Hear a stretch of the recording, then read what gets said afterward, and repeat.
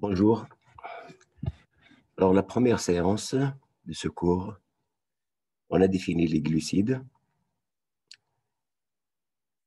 La deuxième, on a introduit les glucides, on a vu leur intérêt sur le plan biologique.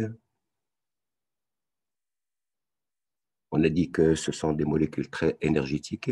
Ils constituent 40 à 50% de l'apport énergétique pour l'activité humaine. Ce sont des éléments de structure. La cellulose, par exemple, qu'on rencontre dans les arbres. On a vu que ce sont des éléments de reconnaissance, que ce sont des éléments de protection. Et on a vu, et j'ai insisté sur la molécule de glucose. C'est le carburant de l'organisme. Chez les fœtus, c'est le seul carburant. Ça veut dire c'est la seule ressource énergétique. Après l'introduction, on a vu la classification, la planche qui est devant vous, les glucides. Les unités de base qui constituent le glucide sont appelées les oses ou bien les monosaccharides. Les glucides sont des polymères. Les oses sont des monomères, c'est-à-dire les unités simples, les monosaccharides. Chez les protéines, qui sont des polymères, les unités de base, les monomères, sont les acides aminés.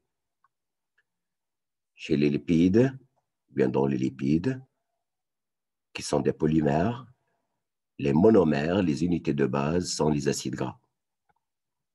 Alors, si on revient aux glucides, les oses, ils ont une structure, comme vous voyez, un atome de carbone, aller de 2 jusqu'à 7, N fonction carbonyle et N-1 fonction alcool. Le carbonyle peut être aldose ou bien peut être cétose.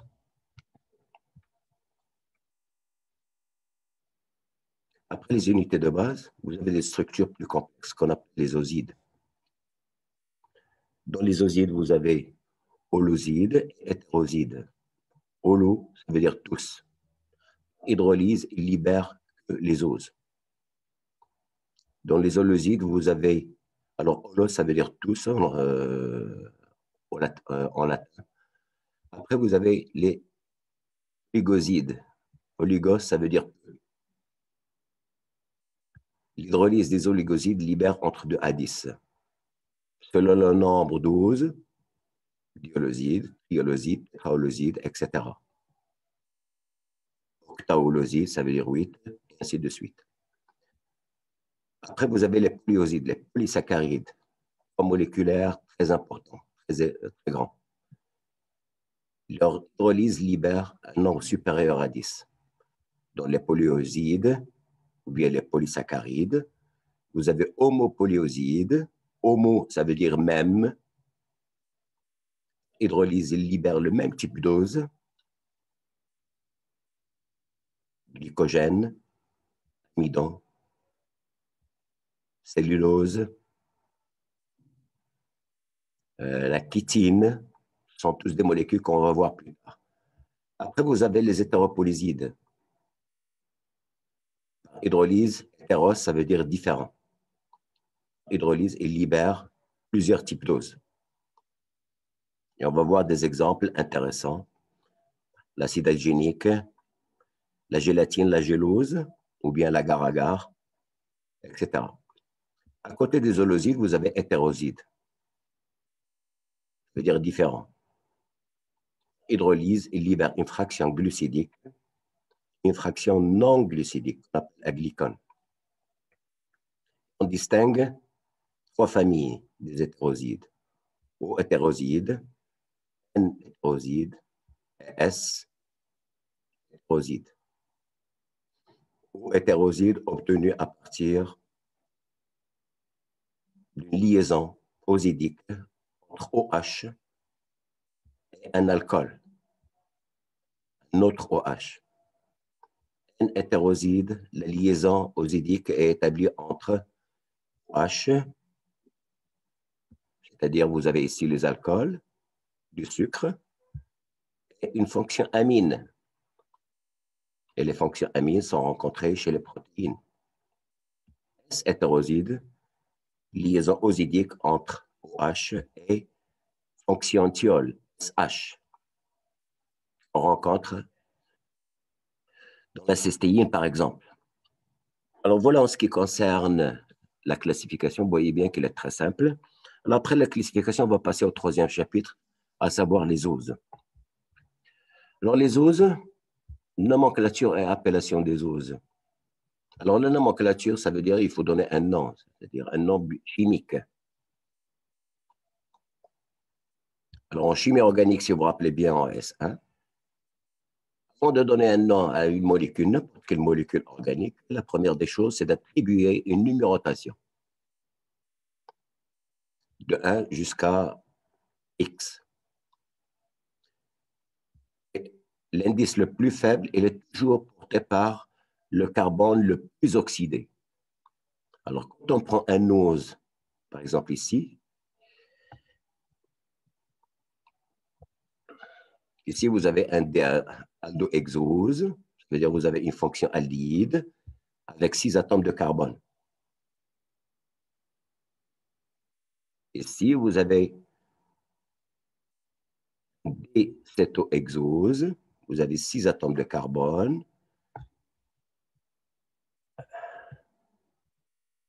Et vous avez une fonction cétone. Alors, le carbone le plus oxydé chez les aldoses, c'est le carbone 1. Chez les cétoses, c'est le carbone numéro 2. Alors, aldohexose, ça veut dire que vous avez 6 atomes de carbone et vous avez une fonction aldéhyde. Vous avez D, ça veut dire vous avez l'alcool primaire et vous avez l'alcool secondaire.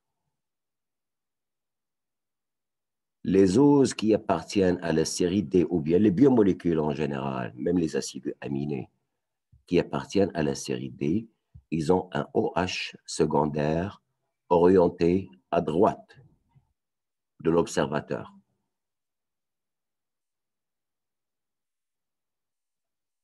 Comme cette molécule, vous avez le OH secondaire aussi, il est à droite. À côté des oses qui appartiennent à la série D, vous avez ceux qui appartiennent à la série L. Et on va voir plus tard la différence entre l'appartenance à la série D et l'appartenance à la série L. Alors, l'appellation des sucres, on a vu la nomenclature, maintenant, comment on a l'appellation? L'appellation de sucre, elle est très, très simple. Elle est basée sur 2 critères. Le nombre d'atomes de carbone et la nature de la liaison, la nature de la fonction carbonyle. Si vous avez 3 carbones, c'est un triose. Si vous avez une fonction aldéhyde, un aldotriose. Triose avec une fonction cétone, cétotriose. 6 atomes de carbone, hexose, plus une fonction aldéhyde, aldohexose, plus une fonction cétone, cétohexose. Alors, dans la nature, les oses peuvent se retrouver avec 3 carbones jusqu'à 7 atomes de carbone. Ce sont les oses naturelles. Ceci dit, on va voir plus tard qu'il y a des oses qui ont 9 atomes de carbone, mais ils ne sont pas naturels. On ne les rencontre jamais dans la nature. Mais les plus abondants sont les hexoses. Les plus abondants dans la nature sont les hexoses. Et on a vu la photosynthèse. Quand on a vu la réserve énergétique, la photosynthèse, c'est la production des exoses, du glucose, à partir de CO2 et de H2O. On va définir, sur cette planche, vous avez un schéma d'un triose, 3 atomes de carbone, premier carbone, deuxième carbone, troisième carbone, un triose. Molécule très intéressante, très importante à connaître, la déglycéraldéhyde. Tout à l'heure, on a dit D appartient à la série D. Vous avez le OH à droite. Ici, vous avez un miroir. Les molécules qui appartiennent à la série D sont l'image par rapport à un miroir blanc. Ici, vous avez le OH à gauche. C'est ce qu'on appelle les isomères optiques ou bien des énantiomères. Alors, on va définir qu'est-ce que ça veut dire une molécule asymétrique ou bien chirale. Alors, une molécule asymétrique, c'est une molécule qui comprend ou bien qui contient un carbone asymétrique. C'est quoi un carbone asymétrique? C'est un carbone qui a 4 substituants différents. On sait bien que le carbone est tétravalent, 4 liaisons. Première liaison, deuxième liaison, troisième liaison et quatrième liaison. Et vous voyez que les substitutions, les 4 substitutions sont différents. C'est ce qu'on appelle un carbone asymétrique. Et on les distingue toujours avec un carbone, avec un astérix, c'est-à-dire une étoile. Alors, les carbones asymétriques, ils ont une propriété. Les carbones asymétriques, ils dévient la lumière polarisée, le plan de la lumière polarisée. Et c'est ce qu'on va définir dans la planche suivante. Cette lumière polarisée peut être mesurée. Et la mesure de l'angle de déviation, c'est ce qu'on appelle le pouvoir rotatoire spécifique. Le pouvoir rotatoire spécifique, c'est une propriété physique qui permet d'identifier les sucres.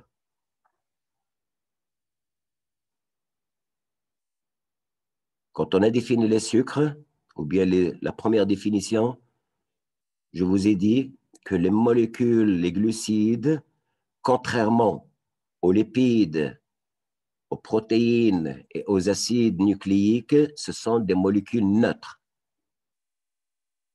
Puisqu'ils sont des molécules neutres, leur analyse est un petit peu difficile. 2 techniques qui permettent d'identifier, d'analyser les sucres. Le pouvoir rotatoire spécifique et la chromatographie qu'on va voir plus tard. Alors, le pouvoir rotatoire spécifique, c'est une caractéristique physique. C'est comme le pH isoélectrique, c'est comme le pKa, la constante de demi-dissociation de la fonction acide, c'est comme le pKb, la constante de demi-dissociation de la fonction basique, c'est comme la solubilité, c'est comme la température d'ébullition, la température de fusion, et ainsi de suite. Toutes les molécules, elles ont des propriétés physico-chimiques. Une des propriétés physico-chimiques des glucides, c'est la mesure du pouvoir rotatoire spécifique. C'est très rare, on peut trouver 2 oses qui ont le même pouvoir rotatoire spécifique. Alors, on a dit que le carbone asymétrique dévie le plan de la lumière polarisée. Pour faire cette mesure, on a besoin d'un polarimètre. Alors, de quoi il est constitué un polarimètre? Il est simple, c'est un tube avec une source lumineuse, la lumière blanche.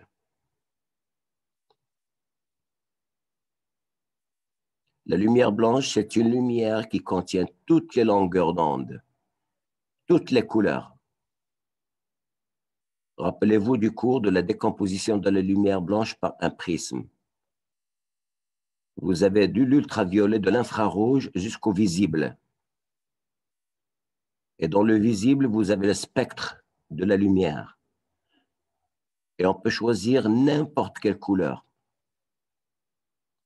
avec un polariseur. On élimine toutes les autres couleurs et on laisse passer une seule couleur. C'est ça la lumière polarisée. La lumière polarisée, c'est une lumière monochromatique, une seule couleur, pardon, et il se propage dans un seul plan. Contrairement à la lumière blanche, à toutes les longueurs d'onde qui se propagent dans toutes les directions, la lumière polarisée se propage dans un seul plan. Alors, lumière polarisée, c'est une lumière monochromatique et il se propage dans un seul plan. Alors, si on n'a rien à analyser dans un polarimètre, la lumière tombe directement sur la lumière de l'observateur, sur l'œil de l'observateur. Quand on place un échantillon à analyser, la lumière disparaît. Et on ne sait pas s'il est allé à droite, s'il a été dévié à droite ou bien s'il a été dévié à gauche. Mais si vous avez une vis, un cadran, qui est gradué en degrés, de 0,180, 0,180, le tout fait 360 degrés. Avec une petite vis manométrique, on ramène la lumière. On la cherche jusqu'à ce qu'on l'observe. Et en ramenant la lumière, on peut calculer le degré de déviation. Lumière à droite plus, lumière à gauche moins. Lorsque la lumière polarisée est déviée à droite, la molécule est dite dextrogir. Et le pouvoir rotatoire spécifique est positif. Plus, avec un signe ou bien un symbole plus. Si la lumière est déviée à gauche, le composé est dit lévogir. Et le pouvoir rotatoire spécifique est négatif. Ça veut dire qu'il est désigné par un signe moins.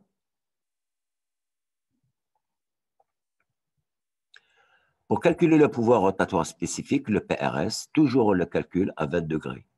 D'accord? Ici, vous avez la formule. Le pouvoir rotatoire spécifique, alpha entre deux crochets, 20 degrés D. Ça veut dire la longueur d'onde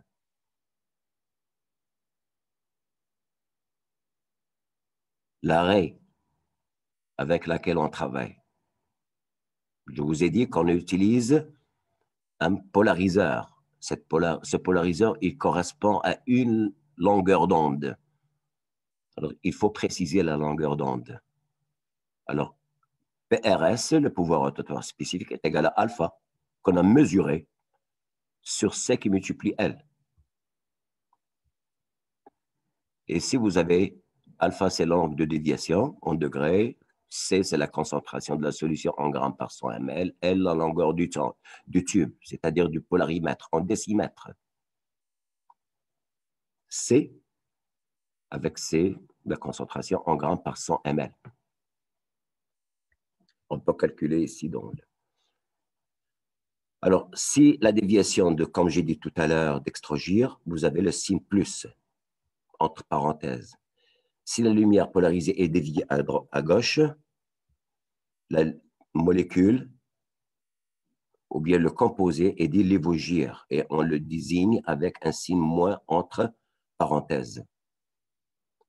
Alors faites très attention. Beaucoup de gens confondent grand D avec dextrogir et L, grand L, qu'on a vu tout à l'heure, avec lévogir.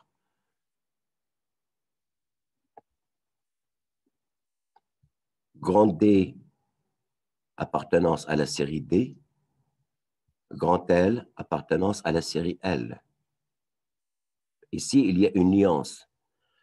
Les gens confondent avec dextrogir et grand D, lévogir et grand L.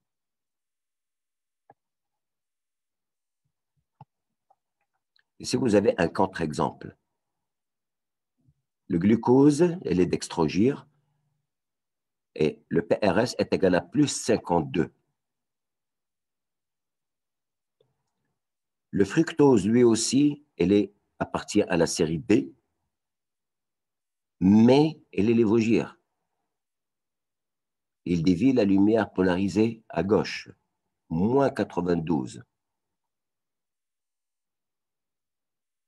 Ça veut dire que l'appartenance à la série D ou L ne préjuge en rien le sens du pouvoir rotatoire spécifique. Beaucoup de gens croient que les molécules qui appartiennent à la série D dévient et sont dextrogires, ou les molécules qui appartiennent à la série L sont lévogires. C'est faux, ce n'est pas une règle générale. C'est vrai pour la plupart des molécules, mais ici, vous avez un contre-exemple.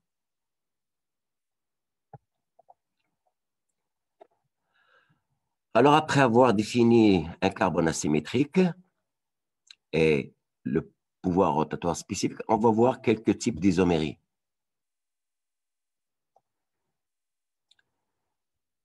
Alors ici, vous avez ce qu'on appelle une nouvelle isomérie. C'est l'épimérie.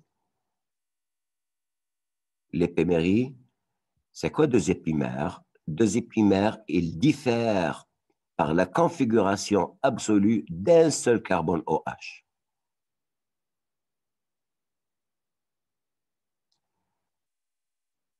Les carbones asymétriques que j'ai dit tout à l'heure, qui sont désignés par un C, un carbone C avec un astérix. Ici, vous avez un exemple.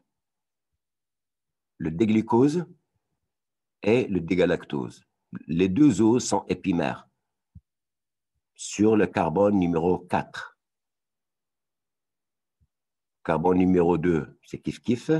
Le 3, c'est kiff-kiff. Et vous regardez le carbone numéro 4, glucose à droite, galactose à gauche. Le 5, c'est la même chose. Alors, on dit que le galactose est l'épimère en C4 du glucose.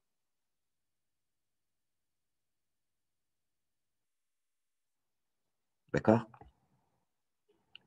Vous avez le mannose. Si vous prenez le mannose, molécule aussi importante,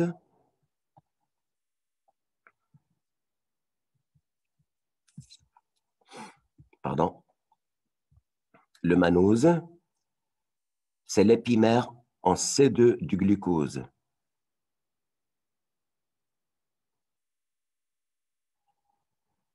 Alors, à côté de l'épimérie, vous avez l'énantiomérie, ou bien les isomères optiques. Alors, deux isomères diffèrent par la configuration absolue de tout leur carbone asymétrique. C'est l'image par rapport à un miroir plat. Vous avez le D-glucose et vous avez le L-glucose. Et vous voyez bien que tous les OH sont différents. Pas seulement le OH secondaire, là, il est très sensible. Pas seulement le OH secondaire. Le OH2, 3, 4 et 5 sont inversés.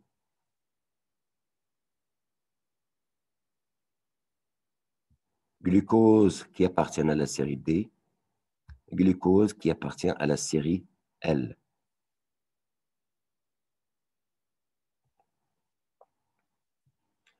Et vous avez les diastéréoisomères. Alors, les diastéréoisomères, la différence porte sur un nombre de carbones compris entre 1 et leurs carbones totaux. C'est-à-dire, vous avez 4 carbones avec 4 OH.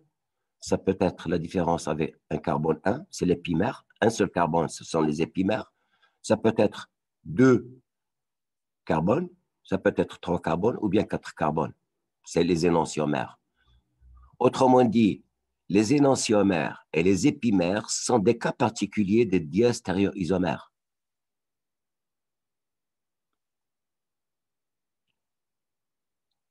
Si vous avez le déglucose et le dégulose. sont des diastéréoisomères car ils diffèrent par la configuration de 2.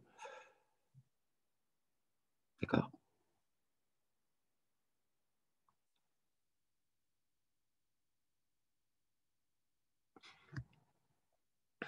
Vous avez le carbone 3 et le carbone 4.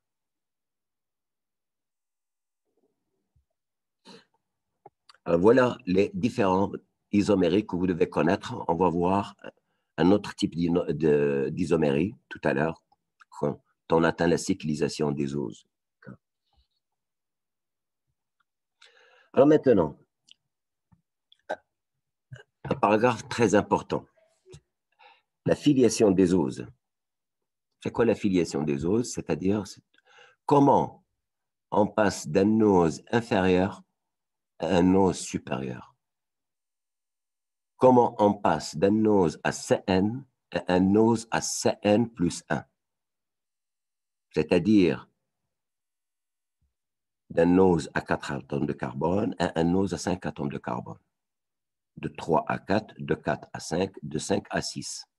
C'est ce qu'on appelle la filiation des oses, qui est appelée aussi la synthèse cyanhydrique ou bien la synthèse de Killian et Fischer. Alors, c'est le passage d'un sucre N atomes de carbone à N plus 1 atome de carbone. La réaction, elle est simple, elle est très utilisée dans l'industrie des sucres. On peut produire autant qu'on veut de sucre. Alors, puisque c'est une synthèse cyanhydrique, on a besoin du cyanure. C'est un poison très, très, très, très puissant. Il suffit juste de le sentir et on peut perdre la vie. Très utilisé. Alors, ce poison, l'acide cyanhydrique ou le cyanure, se fixe sur le carbone numéro 1. Alors, faites attention au devenir du carbone numéro 1. Le carbone numéro 1, comme vous voyez, il n'est pas asymétrique. Alors, vous avez une attaque nucléophile du carbone sur le carbone.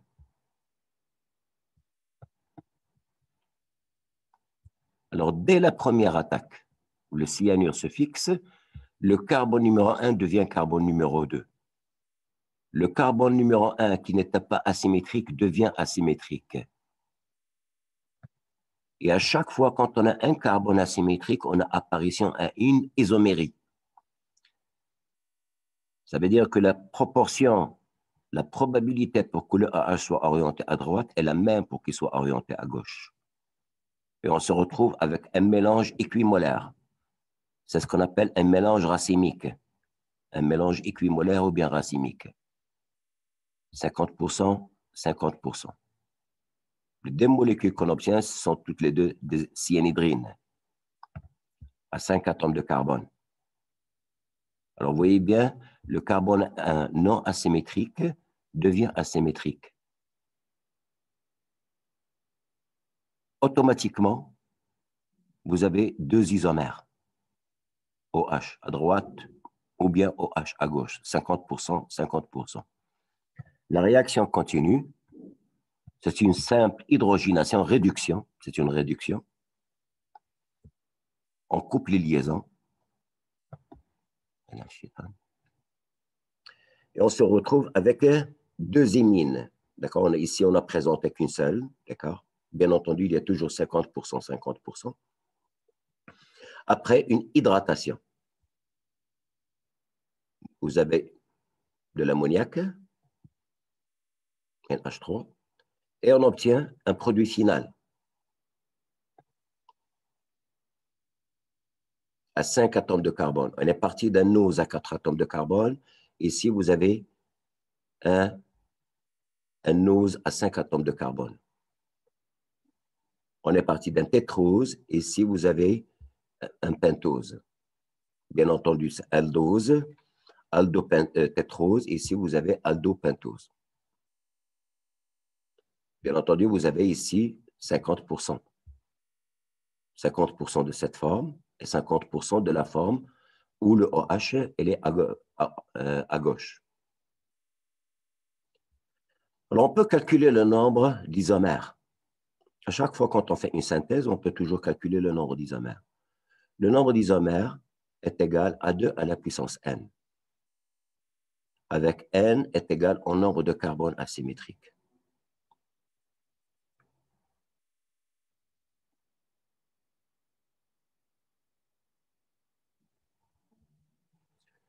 Et à la fin, on se retrouve avec cette filiation. Vous avez trois oses, un triose, glycéraldehyde, la synthèse de Killian-Fischer libère 2, mélange racémique, mélange équimolaire. L'érythrose, la synthèse de Killian-Fischer produit 2. La même chose pour le tréose. Et on a les pentoses, 5 atomes de carbone. Et finalement, vous avez les hexoses, 6 atomes de carbone. Le ribose, vous avez l'allose et l'altrose, la rabinose, le glucose et le mannose, et ainsi de suite. Alors, pour calculer le nombre d'isomères, j'ai dit que 2 à la puissance n. Alors, tous les hexoses, ils ont 4 carbones asymétriques. Si on fait le calcul 2 à la puissance 4, ça veut dire 16.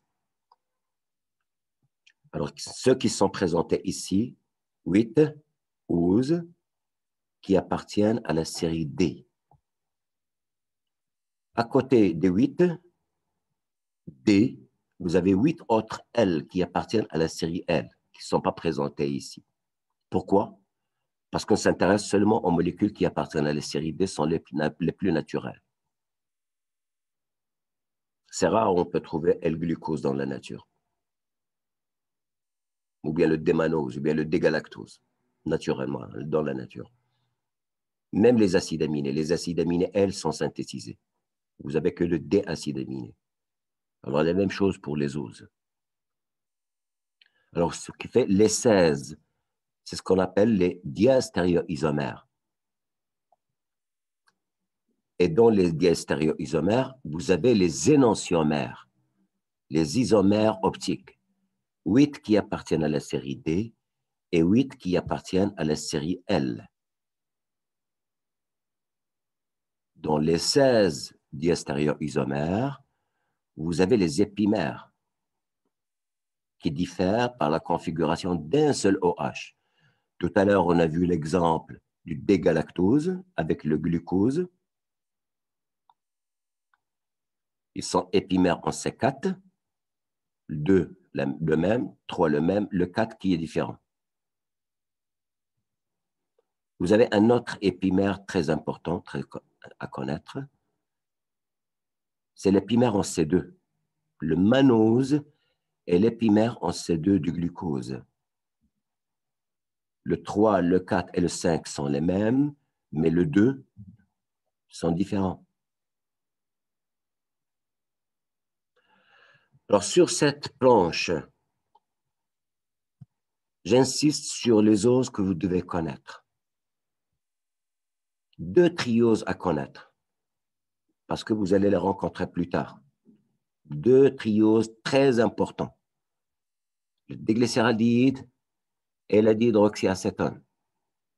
Dans la glycolyse, que vous allez voir en S4, vous allez rencontrer ces 2 molécules qui constituent une étape très importante dans la glycolyse. Alors, j'insiste beaucoup sur la déglycéraldehyde, sur la dihydroxyacétone.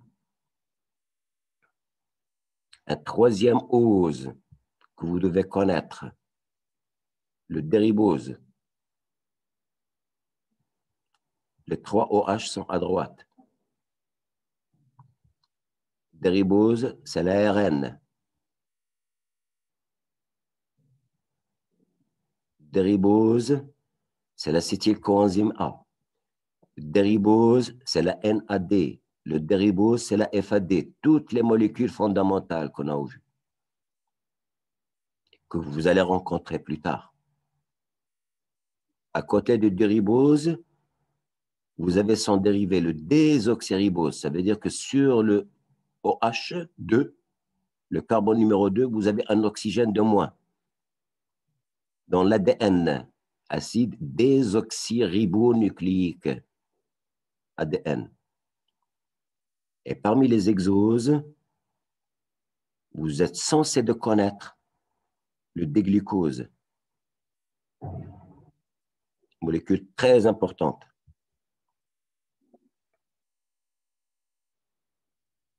Deux autres molécules qu'on va voir plus tard, le dégalactose, c'est l'épimère en C4, le démanose, c'est l'épimère en C2. Alors, connaissant la molécule, le déglucose, la définition de l'épimère, vous pouvez déduire le démanose et le dégalactose. Épimère en C2, épimère en C4. Dernière molécule que vous devez connaître, c'est le défructose. Et on va voir après l'importance de trois molécules que je viens de citer. Alors, vous voyez bien, tous les oses que vous voyez ici, les exoses, je parle des exoses, ils ont la même formule brute. C6, H12, O6. Les propriétés des formules développées différentes. Des propriétés physico-chimiques différentes pour les diastéréoisomères.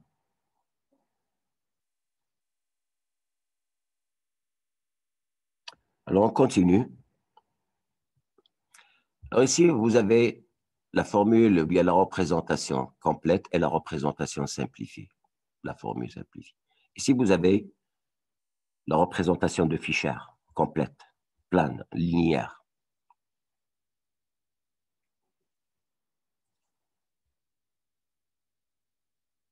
Sur la formule complète, vous avez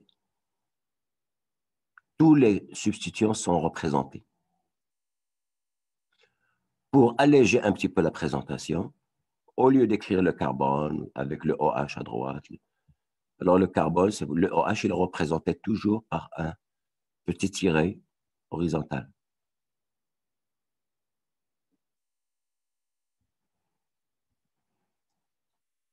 Bien entendu, c'est une des représentations simplifiées. Il y en a une autre que je n'aime pas d'ailleurs, moi non plus, je n'ai jamais travaillé avec celle-là. Avec le CHO, vous avez un point, le squelette du carbone, le OH à droite, et vous avez un petit tiret. Ça veut dire que l'alcool primaire, il est représenté par un petit tiret horizontal. La fonction aldéhyde, elle est représentée par un point, et les OH sont représentés par un petit tiret horizontal. Mais la présentation la plus correcte, la plus juste, c'est celle que vous avez devant vous. Ici, vous avez un deuxième exemple. Ici, vous avez un aldéhyde. Ici, vous avez une cétone, 4 atomes de carbone. Alors ici, on présente tout. Mais le OH et le carbone numéro 3, ils sont présentés par un petit tiret. Alors, structure cyclique des oses. Alors, les oses, ils ont 6 atomes de carbone.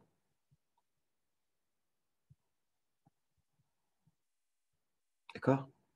Ou bien 5 atomes de carbone. Puisqu'ils ont 6 atomes de carbone, c'est comme le benzène. Il a 6 atomes de carbone. Le benzène, on ne le recouvrera jamais à l'état sous forme linéaire. Le benzène, c'est un cycle benzénique. Alors, la même chose pour les oses. Dans la nature, on ne trouve jamais les sucres sous forme linéaire. La forme linéaire, la représentation de Fischer nous permet de faire un diagnostic et un bilan rapide de la molécule, une étude rapide de la molécule. C'est une représentation très simplifiée pour étudier les sucres. Mais la représentation réelle est sous forme cyclique. Pour démontrer que les oses, ils ont une forme linéaire et une forme cyclique et non pas une forme linéaire, il y a plusieurs critères qui nous permettent de déterminer, c'est-à-dire cette représentation cyclique, c'est-à-dire les objections à la forme linéaire, ou bien les arguments contre la forme linéaire. Les arguments peuvent être basés sur les propriétés chimiques de la fonction aldéhyde ou bien sur la propriété des hydroxyles, les OH, du sucre. Alors ici, je vais me contenter de deux exemples. Le premier exemple, il est spécifique à la fonction aldéhyde. Alors, si le sucre est sous forme linéaire, la forme aldéhyde ou bien la fonction aldéhyde doit être libre. Si la fonction aldéhyde est libre, il peut former un acétal. C'est-à-dire, il peut réagir avec deux alcools. Et si vous avez la fonction aldéhyde intacte, et si vous avez la fonction aldéhyde hydratée, une demi-fonction aldéhyde et une deuxième demi-fonction aldéhyde. Et chaque demi-fonction réagit avec un alcool. Et on obtient un acétal vrai. C'est une propriété chimique spécifique aux aldéhydes. C'est la formation des acétals. Quand on fait cette réaction avec le sucre, le résultat est négatif. La réaction est négative. On n'obtient que des hémiacétals, un demi-acétal, un semi-acétal. Ça veut dire que la fonction aldéhyde, elle n'est pas libre. Elle n'est pas disponible. Au lieu d'avoir deux OH libres, il y a un seul OH. Où est-ce qu'il est passé le deuxième OH? C'est ce qu'on va voir plus tard, quand on verra la cyclisation. Alors ça, c'est le premier critère, ou bien le premier argument, ou bien la première objection à la forme aldéhyde. On n'arrive pas à former les acétals avec les sucres. On forme que les hémiacétals.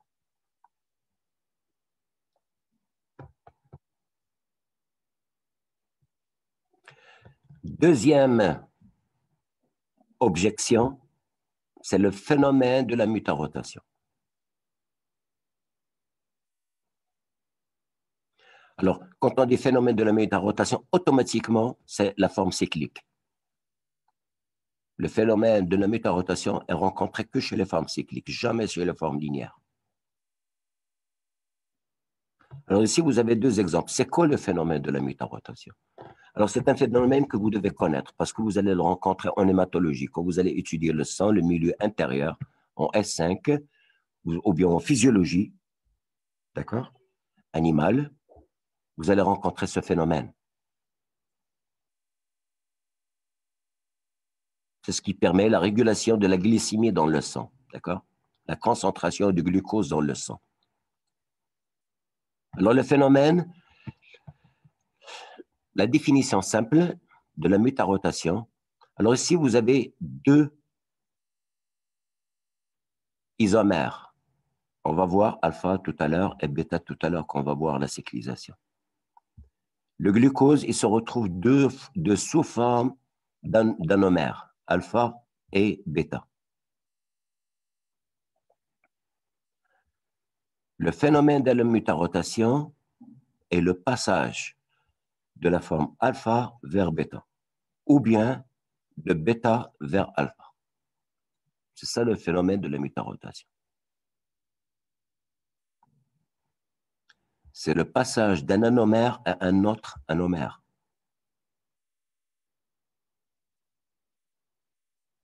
Alors, si on explique cette expérience, alors si la solution de départ de alpha des glucoses, et si vous avez le temps,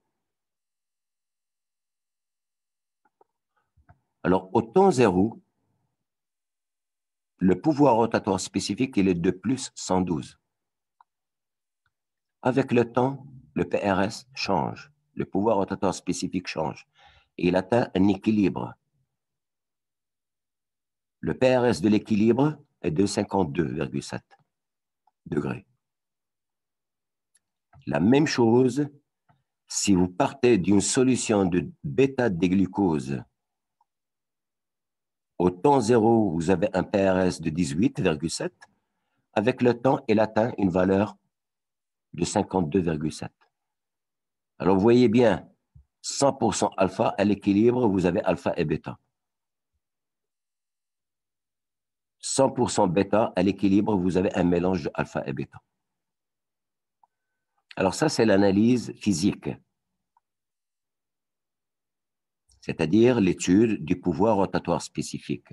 C'est la variation du pouvoir rotatoire spécifique. C'est le passage d'un isomère, d'un anomère à un autre anomère. C'est ce qui permet cette variation du pouvoir rotatoire spécifique. Alors, si on prend à ce niveau-là un échantillon, on le mesure par HPLC, chromatographie liquide ou bien chromatographie phase gazeuse, GC. Qu'est-ce qu'on trouve dans le milieu réactionnel?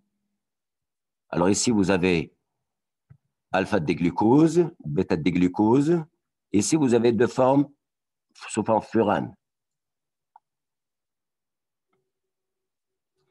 Alors, j'ai dit que, quelle que soit la solution de départ, 100% alpha ou 100% bêta, à l'équilibre, on se retrouve toujours avec la même composition.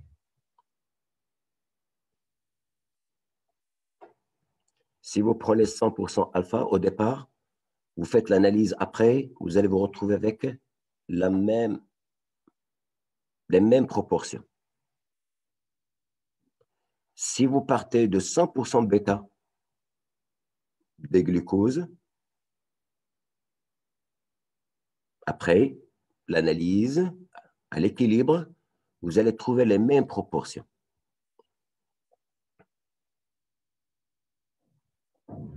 Je m'arrête ici, les formes furane, ici vous avez les formes pyrane, on va les voir tout à l'heure. Ici vous avez les formes furane. Sont de l'ordre des traces, indétectables. Le phénomène de la mutarotation, c'est surtout ce phénomène-là. C'est le passage de la forme alpha à la forme bêta. Ces deux formes, ils sont négligeables, d'accord? Le passage d'une forme à une autre oblige le cycle à s'ouvrir. Il faut obligatoirement que le cycle s'ouvre pour qu'il passe de alpha à bêta. C'est ça le phénomène de la mutarotation. C'est la variation du pouvoir rotatoire spécifique, le PRS. Et à quoi due cette variation? Ben, il est dû au passage d'un anomère à un autre anomère, de alpha vers bêta ou bien de bêta vers alpha. Alors, dernière remarque sur ce phénomène, puisqu'on est là. Alors, si on parle de 100% alpha, à l'équilibre, on va se retrouver avec un tiers alpha, c'est-à-dire 30%, et deux tiers bêta. Ça veut dire que l'anomère bêta, il est plus abondant que l'anomère alpha, sachant qu'au départ, on est parti de 100% alpha. L'explication, elle est simple. C'est question d'énergie, question de stabilité. Ici, vous avez le OH, il est tout près ou bien proche de OH sur le carbone numéro 2. Les interactions sont importantes. C'est ce qu'on appelle un encombrement stérique. Et s'il y a un encombrement stérique, il y a toujours des interactions et pertes d'énergie. Et tant qu'il y a des pertes d'énergie, la molécule, elle est instable. Par contre, dans l'anomère ou bien bêta, la distance, elle est importante entre le OH sur le carbone 1 et le OH sur le carbone 2. La molécule, elle est plus stable. Les pertes énergétiques sont moindres. Alors, phénomène important de la mutarotation, la définition la plus simple, c'est le passage de l'anomère alpha vers l'anomère bêta, ou bien et vice-versa.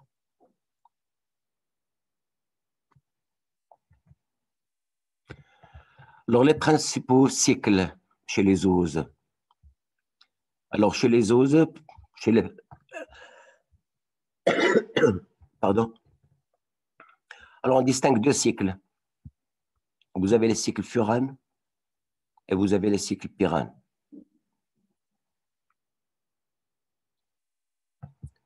Les cycles pyrane sont rencontrés chez les oses qui ont 6 atomes de carbone.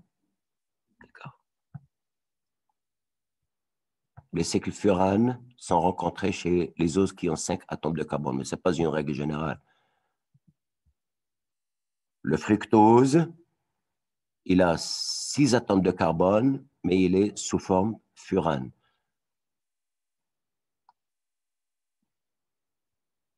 D'accord? Une règle encore plus simple. Tous les cétoses se trouvent à l'état naturel sous forme furane. Tous les aldoses à l'état naturel se trouvent sous forme pyrane.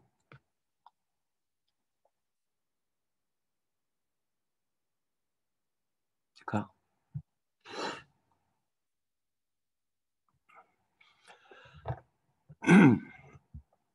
Alors, on va voir maintenant la cyclisation des oses, un autre paragraphe.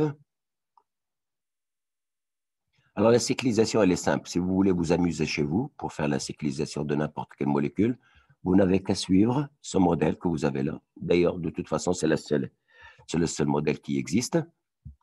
Alors, vous avez le déglucose en représentation de Fischer. Alors, n'oubliez jamais qu'il y a deux représentations.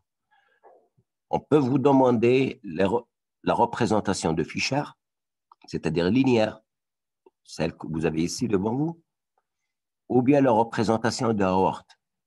La représentation de Haworth, c'est ce qu'on obtient après cyclisation. C'est cette représentation en perspective. Deux façons pour représenter les sucres. Linéaire de Fischer ou bien de Haworth cyclique. Alors, comment on passe de la représentation Fischer à la représentation de Haworth? Alors, on prend notre molécule et on la positionne horizontalement. Le 1, le 2, le 3, le carbone et le 6. Et on cyclise la molécule. La représentation se fait toujours entre le carbone 1 et 5. Vous avez le carbone 1 et le carbone 5. Dans les exercices, vous pouvez trouver, comme le phénomène de la mutarotation tout à l'heure, entre le 1 et le 4. Mais ça, c'est la probabilité, elle est très, très, très faible, naturellement, dans l'état naturel. Les formes les plus rencontrées, les plus naturelles, c'est la cyclisation se fait entre le 1 et le 5. Alors, on passe à la forme hydratée, on cyclise la molécule. Alors, la première des choses, vous voyez bien que le carbone 5 est au-dessous du plan. Il faut ramener le carbone en face, le OH5 en face du carbone 1. Ce qui fait qu'on fait une rotation de 80 degrés, 90 degrés. Et le carbone numéro 6 se trouve en position en haut du plan, au-dessus du plan. On hydrate la molécule, la fonction aldéhyde sous forme hydratée, une demi-fonction aldéhyde et une deuxième demi-fonction aldéhyde. Et on ferme le cycle avec une élimination du molécule de H2O. Et on obtient un pont oxydique. C'est ce qu'on appelle un pont oxydique.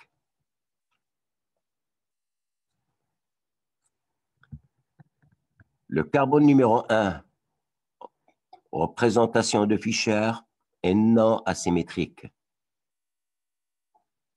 Après cyclisation, le carbone numéro 1 devient asymétrique. On a dit que apparition d'un carbone asymétrique, en même temps, automatiquement, apparition d'une isomérie, de deux isomères. Et c'est ce qu'on a obtenu ici. Le OH peut être au-dessus du plan ou bien au-dessous du plan. Et on se retrouve avec deux isomères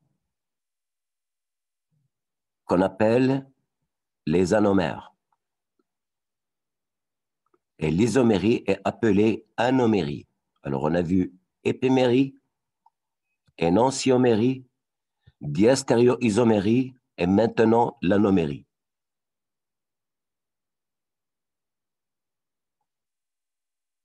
On a l'anomère bêta, le OH est au-dessus du plan, et anomère alpha, le OH au-dessous du plan. Représentation de Fischer, représentation de Haworth. Le phénomène de la mutarotation nous a démontré que la forme bêta est plus stable que la forme alpha.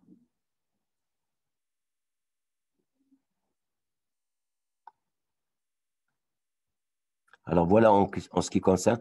Alors chez vous, vous pouvez vous amuser de faire la cyclisation du L-glucose au lieu de D-glucose. Vous faites la cyclisation du L-glucose et vous définissez l'anomère alpha et l'anomère bêta.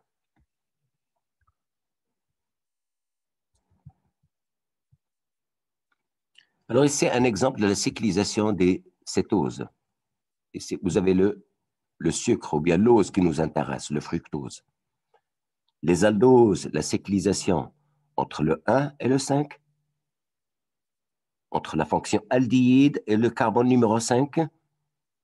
Ici, la cyclisation se fait entre le 2 et le 5. La fonction cétone et le carbone numéro 5. Les mêmes étapes que tout à l'heure. On a un pont oxydique entre le 2 et le 5. Et on se retrouve avec deux isomères, avec deux anomères. Bêta, OH, au-dessus du plan, et alpha, OH, au-dessus du plan.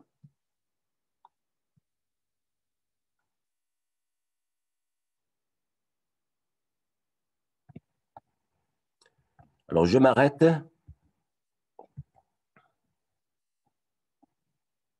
Ici, c'est un exemple, c'est pas très important. La cyclisation d'un cycle à 6 atomes de carbone, mais cette fois-ci pour obtenir les formes furanes entre le 1 et le 4. C'est ce qu'on trouve dans la mutarotation. Mais j'ai dit que les formes furanes du glucose, l'ordre des traces. Et quand je dis des traces, ça veut dire indétectable. Les formes les plus abondantes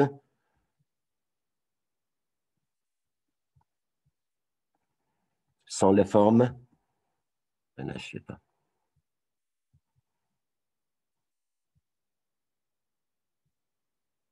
piranes. Alors, une dernière interprétation de cette cyclisation.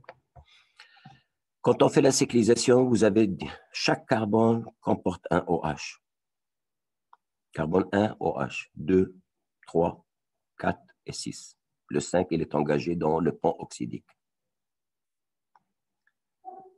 Après la cyclisation, le carbone 1, qui n'était pas asymétrique, devient asymétrique. Le carbone 1 est appelé carbone anomérique.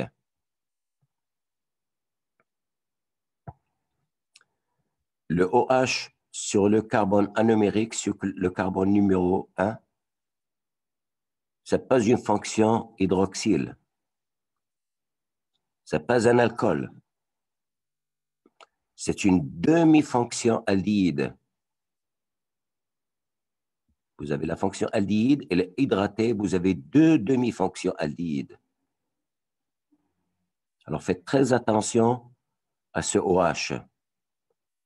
Le OH sur le carbone numéro 1, sur le carbone anomérique, est appelé OH anomérique, OH semi-acétalique ou bien OH hémiacétalique. Les trois appellations sont correctes. Et il est différent du OH sur le carbone 1, 2, 3, 4 et 6. Les propriétés physico-chimiques sont différentes. Toutes les propriétés chimiques des sucres sont basées sur le OH anomérique. Alors, ne pas confondre entre le OH en position 1, qui est appelé OH anomérique, semi-acétalique, par rapport aux autres alcools, hydroxyles, sur les différents carbones. Et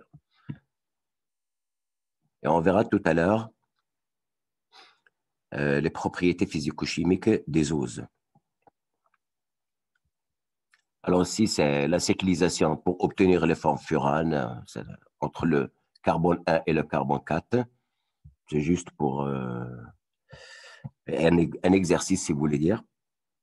N'y tenez pas, ne faites pas attention. Même si on le rencontre le phénomène de mutarotation.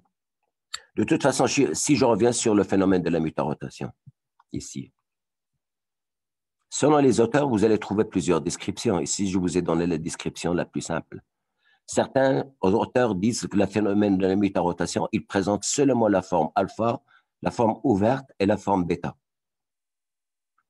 Certains auteurs disent que vous avez 30%, 60%, 5% et 5%. D'autres auteurs tracent un tiers, deux tiers. Alors, vous voyez bien que la forme, ça veut dire que même les auteurs, ils ne sont pas d'accord sur la présence ou l'absence de cette forme dans le phénomène de la mutarotation. C'est un phénomène qui est très rencontré dans le sang.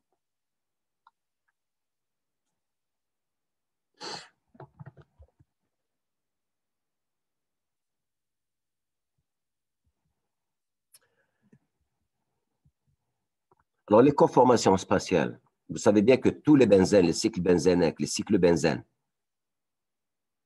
ils peuvent adopter deux conformations spatiales, comme les aldoses.